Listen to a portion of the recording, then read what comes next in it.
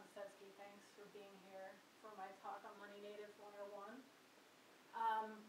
I have over 20 years experience in investing, and I started as a teller at a bank in college, and I worked all the way up to senior vice president and helped manage over $7 billion of pension funds and individuals' retirement funds. So I got my MBA. I worked in Manhattan for 10 years, and then I moved here about 10 years ago after getting my MBA, and also had a good opportunity to move out here. I left the business a couple years ago, and someone said to me, you should do something with that. And I said, well, I would want to do it differently to help people learn about investing. So that's why I've created this logo that's more of an earthy feel, and it's to help people who get a little nervous around money. I call them money naive, to become money native. It's kind of based on speaking a foreign language, that I'm an expert, I speak money fluently, but other people tend not to. So the sun equals time, the flower is talent, the flower is money, and the bee is talent. And those are the three things that I think you really need to know about basic investing. It's all about taking time, money, and talent and combining them to get a good result.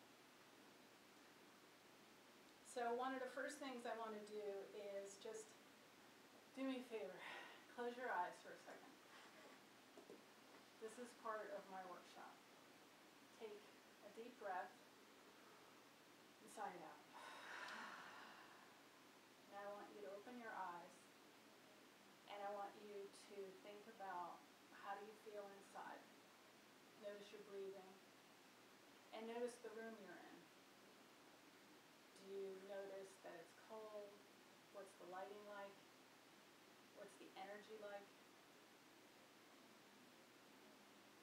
And just take a minute to think about that. So, in my workshop I go a little longer than that. You probably notice someone's cell phone is beeping. But Amy, tell me one thing that you notice about the environment in the room. Well, I noticed my cell phone is ringing. So sorry about that. That's okay. But the light, the quality of the light, a little bit of flickering. Maybe it's from that. I don't know. But that's what I noticed. And Mary Lou, what did you notice about something inside of yourself internally?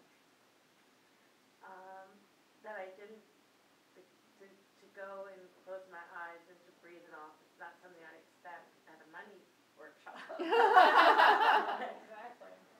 Well, so what that purpose of that is situational awareness. It's like, it's such an important part in investing, because you have to know what situation you're in order to figure out how to make money. So for example, if you live in San Diego, it hailed this morning. Well, does that mean suddenly I should open up an umbrella factory?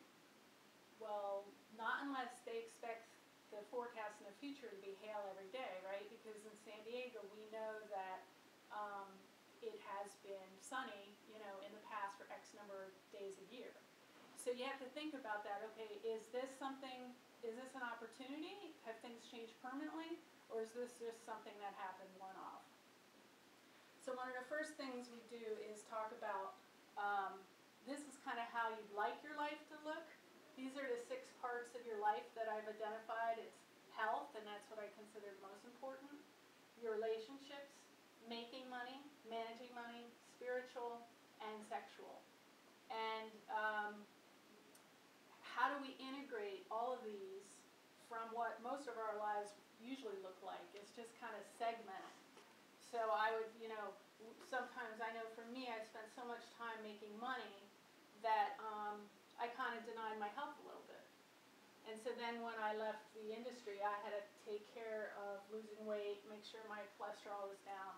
So those are things that I had to, how was I going to unite that? So my personal vision is thrive. And so what I do is we spend the first 2 workshops on story, and then on, what am I doing? You're just about 5 minutes. Okay. So on story and in creating a vision. So I see a world where.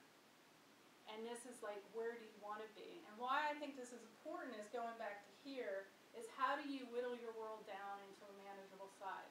There are so many people that are fighting for your money, they're fighting for your attention. How do you pick out what's important to focus on?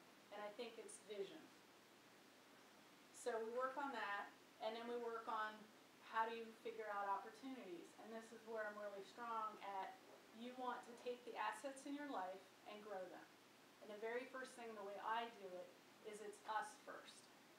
And then it's your trusted few. It could be and not necessarily your family, but people who are close to you. And then it's the bigger picture. Because you have to define your own boundaries first, and then welcome some people into that, and then expand it. So let's see. Because what's important is creating a container for yourself. It's kind of like know what your cup is and fill it up. So you ever hear of my cup runneth over? Well, that's what we want in life. And if your cup is too big or too small, you know, it presents a challenge. So we want a right-sized cup to run over. Okay. Does anyone here know, just to give you an example, Hera Hub's mission? So it kind of goes with vision. Has anyone ever thought of that? I know I've seen it. Yeah, I've seen that, forgot. To provide entrepreneurial women with a productive professional work and meeting space where they can connect with a like-minded community to collaborate and flourish.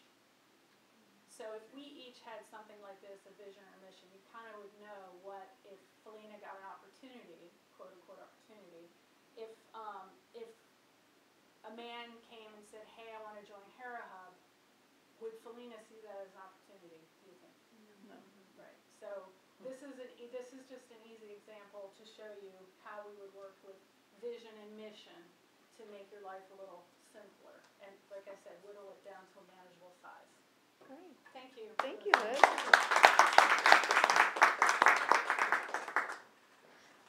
Very nice job.